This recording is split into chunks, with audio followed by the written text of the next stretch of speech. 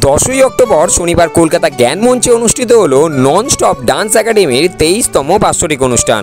প্রত্যেক বছরের মতো এবছরও আরও নতুন নতুন চিন্তাভাবনা এনেছেন এই ডান্স একাডেমির।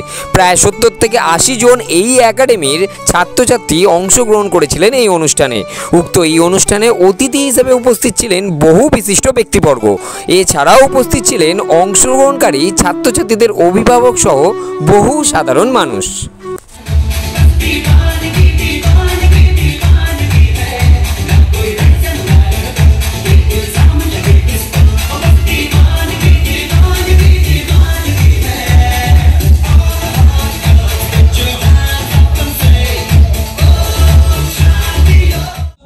তেইশতম অ্যানুয়াল প্রোগ্রাম আমরা যেমনভাবে করার চেষ্টা করেছিলাম সেভাবেই হয়েছে।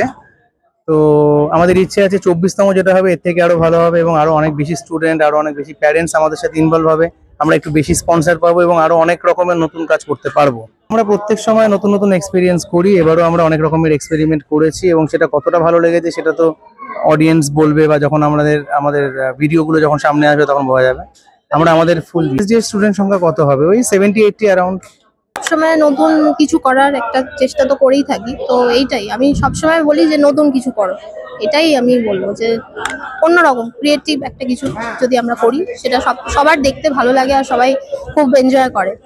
এইটাই নতুন কিছু করা, মানে না বসে থেকে যদি মানে কিছু করে, কিছু যদি নিজেদের ভালো লাগা, যদি নিজেদের মনের ভালো লাগার জন্য যদি কিছু করে সব থেকে ভালো।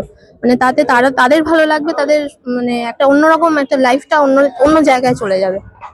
এইটুকুই বলবো যে সবাই যেন একটা কিছু করাবার জন্য এগিয়ে আসে। দেখুন, রিল দেখে যেটা করা হয় সেটা তো ডান্স শেখা হয় না, সেটা জাস্ট কিছু মুভমেন্ট মিউজিকের সাথে মানুষ শেখে এবং তার লেন্থ হচ্ছে 15 সেকেন্ডস আর 30 সেকেন্ডস। কিন্তু তাকে যখন ডান্সের যদি আমি কোনো রকম ডেফিনেশন বা একটু ডেপথে গিয়ে কোনো প্রশ্ন করি, সে কিছু করতে পারবে না, বিকজ তার তো লেসনটা তৈরি হয়নি, সে বেসিকটা জানেই না। ডান্স, নাচ এগুলো সবকিছুরই বেসিক আছে এবং শিখতে হলে শুরু থেকে শিখতে হবে এবং প্রপারলি শিখতে হবে।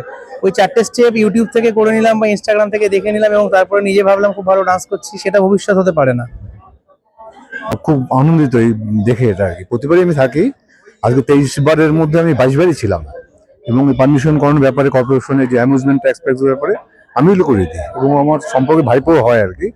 তার জন্য আমি আমার স্টুডেন্টদের নিয়ে আসি, এখানে ভলেন্টিয়ার থাকে, তারা হেল্প করি এবং খুব আনন্দ পাই। আমি ভাবি কিভাবে এত প্রোগ্রামটা এত সুন্দর করে তোলে ওর মধ্যে ছিল।